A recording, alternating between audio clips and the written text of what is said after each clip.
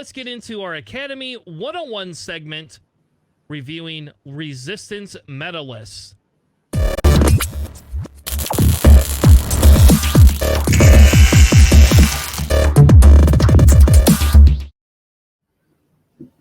All right, welcome back to our Academy 101. We are going to review Resistance tonight for our meta analysis.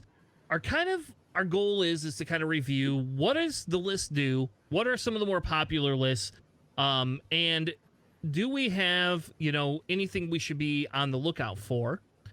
Then we also cover how do you play the list, what obstacles to bring, and sometimes we talk a little bit about objective placement. Now, Alex built some lists, and I fucked around with this stuff a little bit. I left most of your stuff intact, but what I wanted to do, instead of having like two separate lists, essentially right here we have, and here I'll shrink the screen a little bit.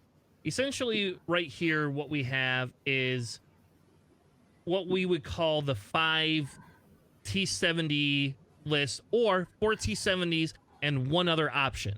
So instead of going through and regurgitating 80% of the same type of list, what I thought we would do is say, here's what the staples are, and these are the specific staples, and then here's your variability piece, right? Like, if you like to run Zori every time, like Sam does, then that's what you would be specifically going after and saying, hey, this is the ship I love the most, blah, blah, blah, blah, blah. So what I want to do, and I'm going to turn it over to Alex in a second, but Alex will cover the staple list first, or staple pilots first, and then we'll start covering some of the variable pilots that could kind of fit in there. Because again, at 4 points, you get 5 pilots, right? Like, you get 5 of them. So, that is a thing that can, be done. So why don't we get into it? Alex, what is the first list that we want to analyze tonight? Okay, so you want to hear something crazy? Resistance has 25 pilots that cost 4 points, not including generics. Wow. That's a lot for a faction that's not like huge, right? So you got so many pieces you can flip in and out. So in this one, we're just going with like a 4 T70 plus Zori. So LO, typically it's either like a M9G8 Predator kind of thing, or like a marksmanship heroic HLC. You are seeing swarm tactics pop up more, just generally to get Jespava up. Zori pretty much has one loadout, Dorsal R4 Plasma Torp's Wartime. There is one guy who did well with a Magpulse Plasma Torp, but that blue is hard. I mean, like, the 3 straights blue, which is cool, but you're going straight. Yeah. Snap Waxley, Temin Waxley, the one that doesn't flippy flop his wings for calculates. The one that gets boosts, you generally see like an HLC R6D8. If you don't have R6D8 on Snap, then it's usually on LO, and that gets a little bit murky what you bring with Snap. You will occasionally see Venetia Doza. Barrage Rocket's marksmanship seems to be the general trend for her. Shooting barrage rockets out the back, super cool. You're pretending you're an A-Wing now, except for you're not as good as specifically one of them. And then Jespava, you'll see like R2D2 jamming beam, or like I know Stanny brought Ferrosphere BB-8, so did like Tommy Adams. You'll see occasionally Bucket and Baffle, something like that. So basically most of these upgrades, they kind of flow in and out of each other for the X-Wings. It's kind of whatever you want to bring. Like Venetia's pretty set in stone. Zori's pretty set in stone. Jespava typically has droids with charges, but we'll occasionally just see M9G8. And then you have a whole host of other 4s you put in there. You can put in Lulo, you could put in Kari Kun, you could put in Kaz. You are seeing like a lot of FTC target computer Notorious Kaz. That's what Sandy brought to Nova. Kari Kun, you'll see it with Afterburners, because that's awesome to like Talon roll one hard barrel roll. You'll see Lulo. Typically, it'll be like shield upgrade Predator Marksmanship or shield upgrade Ferrosphere and something else. You don't really see Finn too much anymore, but he is 4 points. Yeah. You can also swap out another pilot if you really want, like Kai Threnali, if you're trying to go for like a really strong initiative 4 thing. And that's typically just like HLC heroic. And then there's Nimi, who gets actually a fair amount of play. I'm a little bit weary of I2 right now, but you'll see her. She's fun. Yeah. So this list, like I said, this list is specifically what we are not super worried about originally, and I think the idea behind it is not that we should not worry now, but that I feel that this list is insanely versatile. This style of list in Resistance is versatile, and while I like Poe and I love Rey, and I think Poe and Rey are monsters as well, I think inside of these 4 5-point ships are some of the easiest ships to do or to play in the game, because what it's giving you is pretty decent abilities, not super a million triggers unless you're flying Poe. Poe gives you a million triggers, but if you don't fly Poe, you don't get a million triggers, and so it's something you could pick up. So for anybody else out there, it's just like, hey, how hard is it to get T70s, right? How hard is it to get one Y-wing? If you want a fireball, you are outside of the T70s, you are not required to own more than 2 ships in this faction, right, per ship. And I think that's really important here, because it gives people the ability to play what their strengths are, right? So if my strength is just mass murdering things and block formation flying, I can run a set style of list. If I want to spread out and I want to have a bunch of different options, this list gives me that. I personally would prefer Lulo in one of the roles here, but that's just me. Like, I like to fly A-wings. I want to have some sort of a weird pocket ace. Lulo's an I5. Lulo could take a shield upgrade, and Lulo can arc dodge. Like, that's what Lulo likes to do. And the best part about Lulo is you could get your 3 dice out the back or the front. You just got to take, you just got to be stressed. And A-wings are not super predictable. So you can either focus fire on Lulo and the rest of my list is going to kill you, or you can leave Lulo alone and kind of just joust her one-on-one, that type of a thing. I also think that these ships give high variability to objective play, right? I think we have objective play here that we don't always get in every other faction. Most of these ships are not going to be one-shotted, except for Lulo. Most ships do not get one-shotted in this faction. And the nice thing is we're not seeing Finn anymore. So I will just say that immediately makes me like Resistance more, is because I was sick of seeing Finn everywhere on the table all the time. But you could take Finn at 4 points if you really wanted to. Yeah. So Yeah, Alex, I'm sorry. Go ahead, JJ.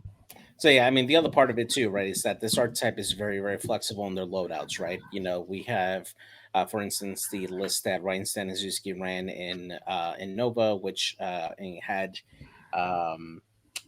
it had Kaz Cioto as the oddball there, along with Ludo, and having that option of having that Ferrosphere paint, it did very, very well. It definitely did well against lists that like to lock with ordnance and giving them stress, offered a lot of control there. But you can also go a lot more offensive minded with 4 T70s that can equip cannons like HLC, for instance, and that gives you a lot of agency to get stuff in bullseye, and you're rewarded for that, especially if you're able to get that at range 2 or 3. Being able to shoot that 4-die gun out of a T70 just makes them really, really good attackers, especially against like medium and large bases, which can be very susceptible to that kind of repeated attack there. Or you can make them a lot more boostier, right? You can just have that utility with the Astromechs, providing rerolls for like M9G8 or 68, or just being able to use her ability as long as she's along with other ships, with ship like Astromech with BB-8 or R2D2, just giving her charges for rerolls. There's just so much utility, so many different ways that you could play those T-70s that they can do very well across a lot of different scenarios for the Resistance.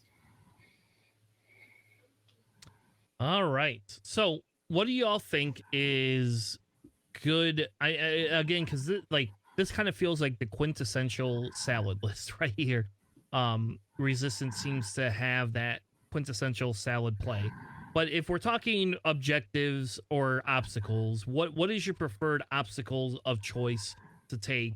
And do you take certain obstacles with certain types of ships, or are we just taking a general smattering of obstacles?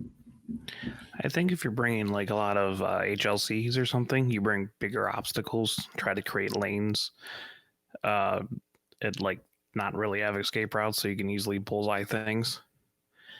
But other than that, there's not really much like obstacle choices. It's kind of just whatever your preference is. But if you have a lot of bullseye things, larger obstacles kind of limit where your opponent typically goes. So Yeah.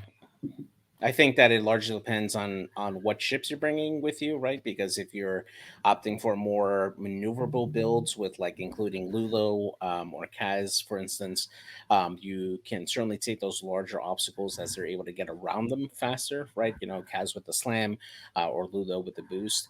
But if you're looking to have more of an attacking block, probably the larger obstacles, so you can help rein in ships that can go through it and set up either like your HLC or have multiple arcs set on your target there. If your objective is to play just purely like ships and not really the objective itself.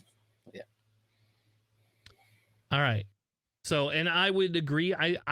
If I'm running Resistance, I tend to like the big obstacles too with these smaller ships because that's just me. I don't know. Maybe it's I play too much CIS, but I like big obstacles myself. How about objectives or objective play?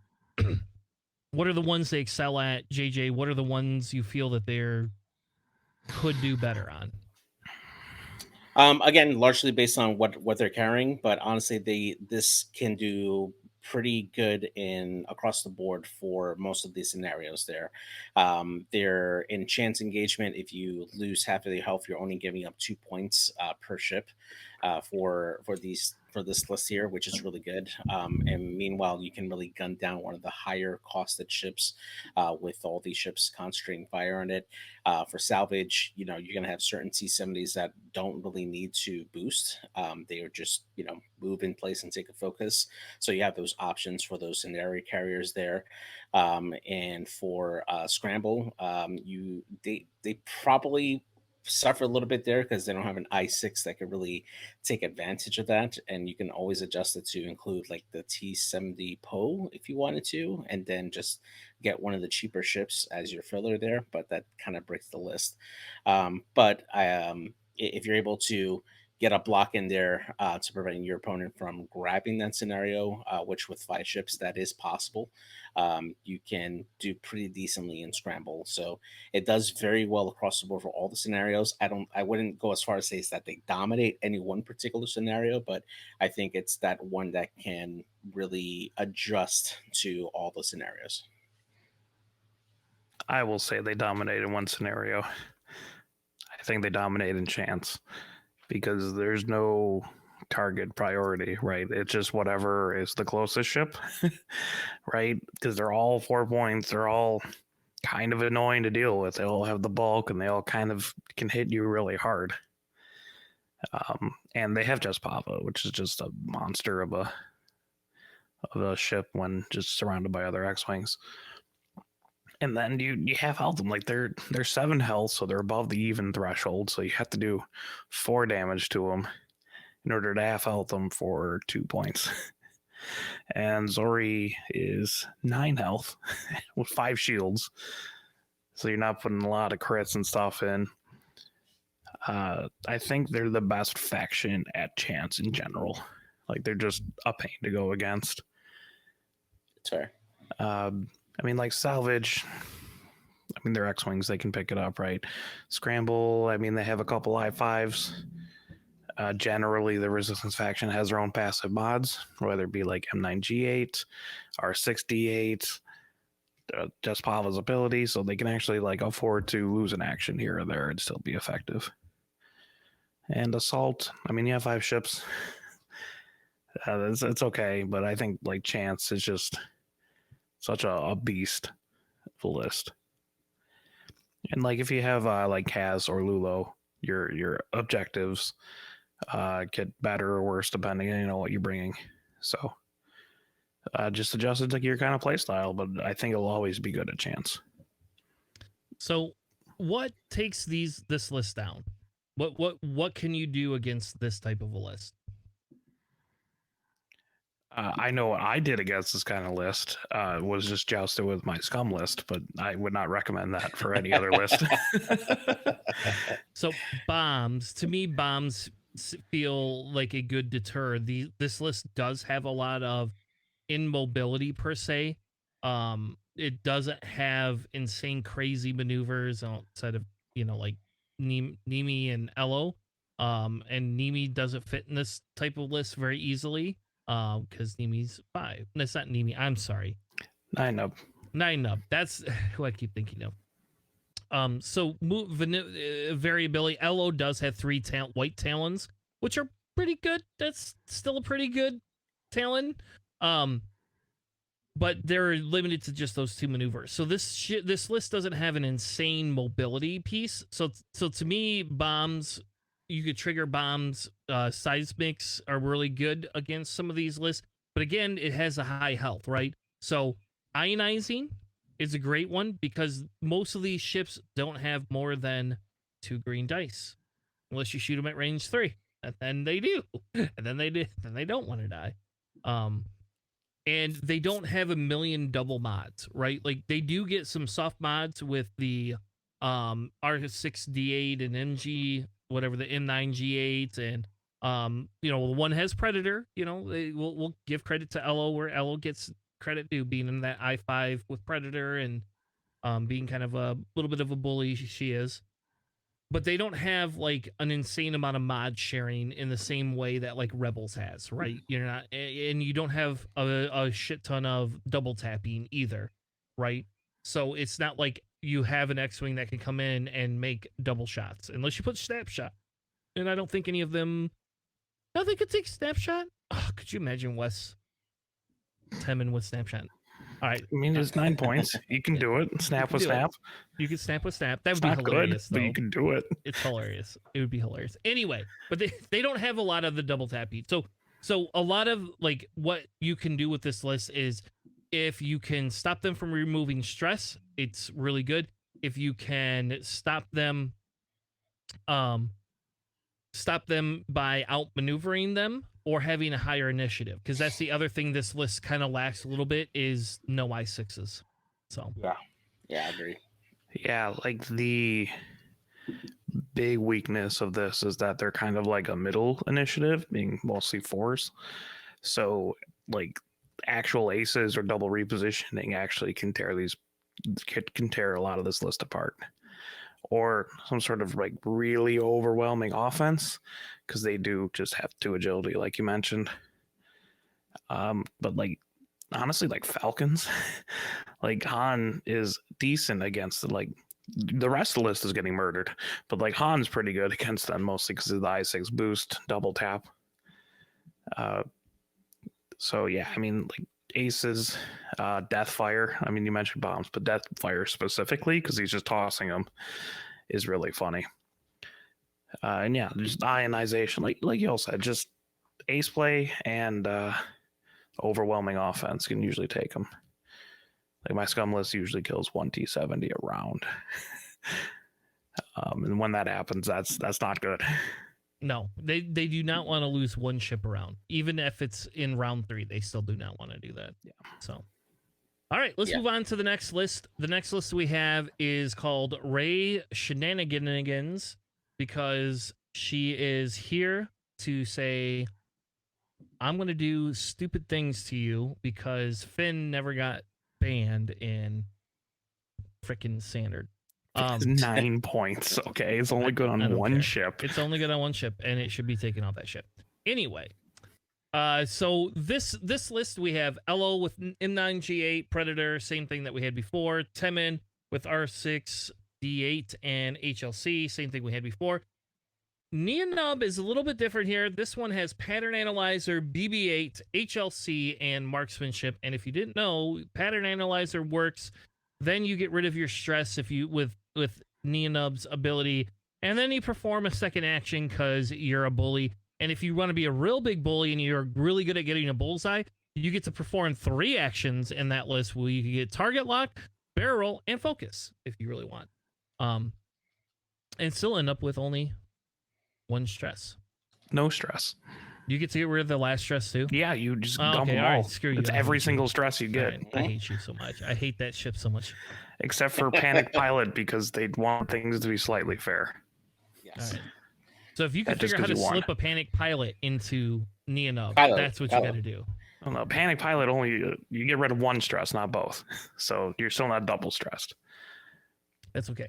At least it'll be stressful. Anyway, then you have Ray with is kind of the classic Ray build with engine upgrade, the title, Novice Tech, Rose, Finn, and Heroic. Because if you didn't know, after you blank out with Ray, you can add another blank and then Heroic the stupid things because somehow that's legal. We don't know how, but somehow that is legal. Oh, the more fun thing is when you roll blank focus and then you Rose Tico the focus away, add the blank with Finn, and then Heroic them both. Yeah. So you get more consistency Yeah. and a lock. If somebody said, "Hey, Resistance, do you want a scum ship? And can we give you a good pointed scum ship? Because we can't do that in scum, but we're going to give it to Resistance." Anyway, so that's the list. Thoughts on the list strengths, weaknesses, that type of thing? What do y'all think? 9-nub occasionally you'll see with Daredevil as well, instead of like an HLC or a droid, because you can still do the 1 hard boost off Pattern Analyzer and clear both stress. So it gives you a lot more options when you do like a 4K or a Talon roll.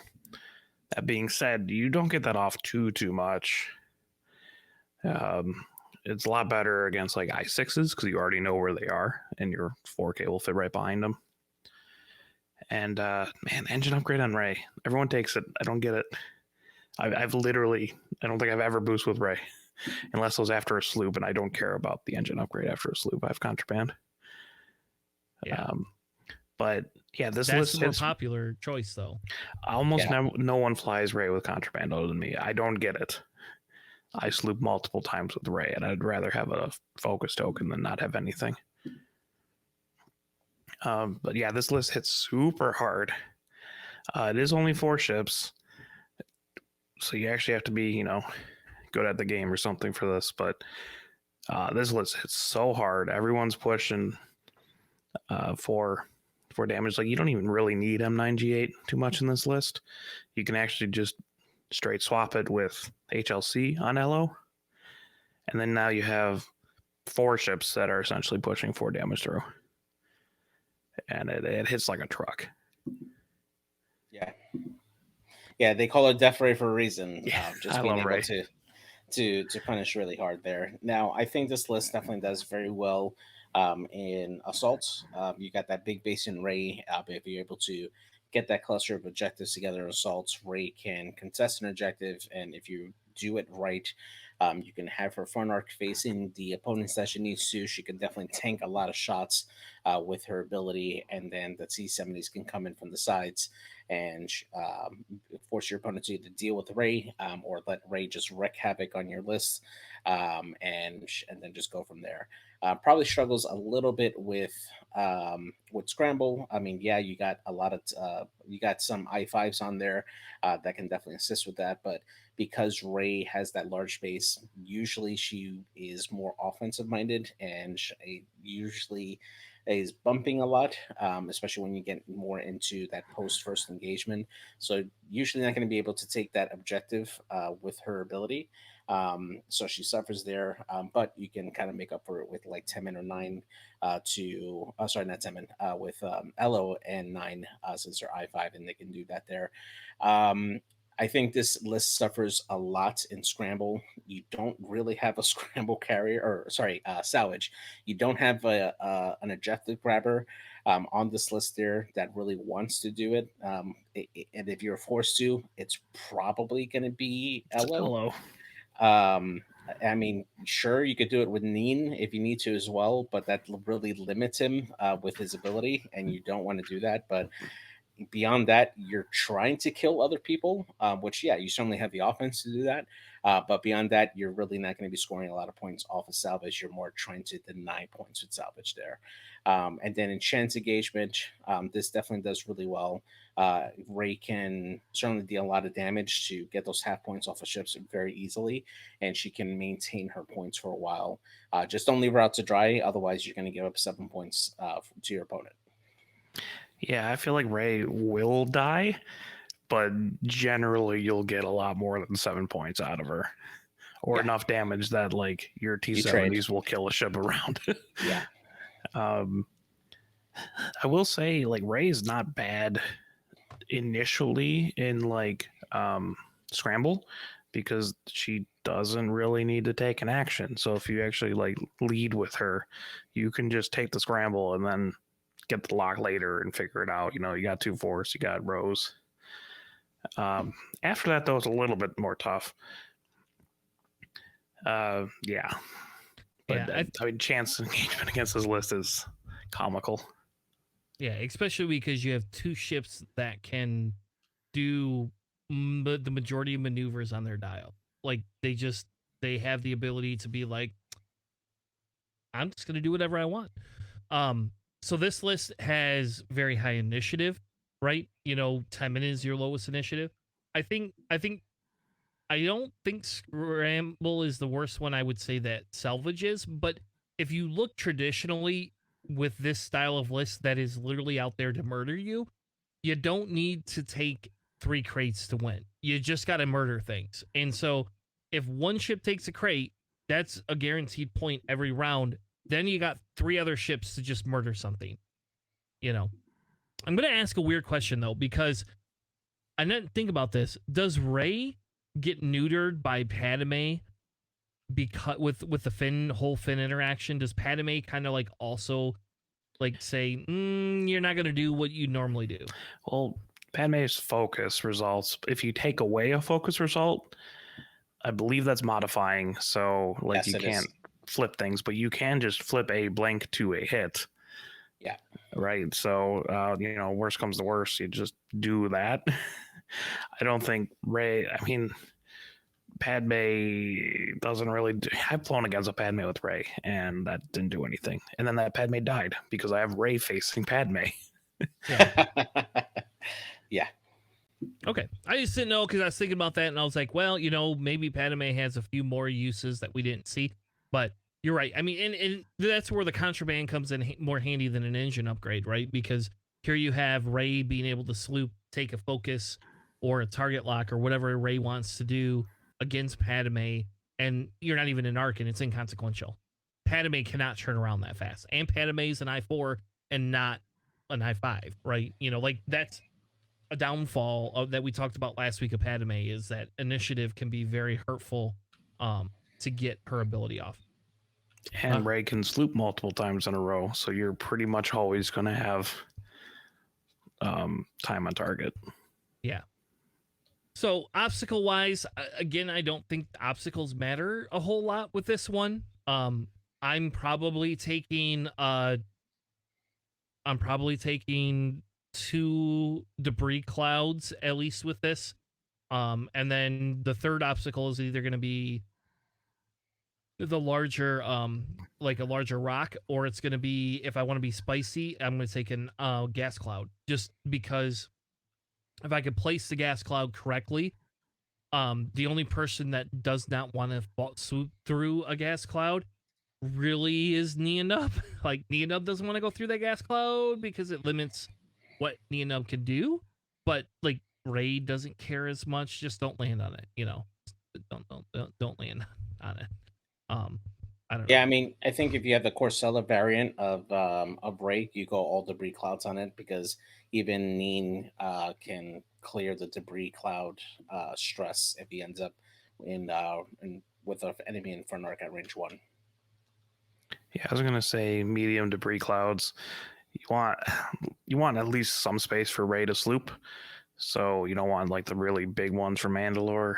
And then yeah, Nien could just plow through that debris, get the stress taken off anyways. It doesn't skip your action phase, right? So that's fun. Ray can go through it and then continue to boost as long as you didn't land on it. So that's also very useful. That's probably what I would bring. Also, because you're bad at salvage, they could take the crit off the debris and drop the crate. You never know. There's a chance. That's true. Might help you. Fair enough.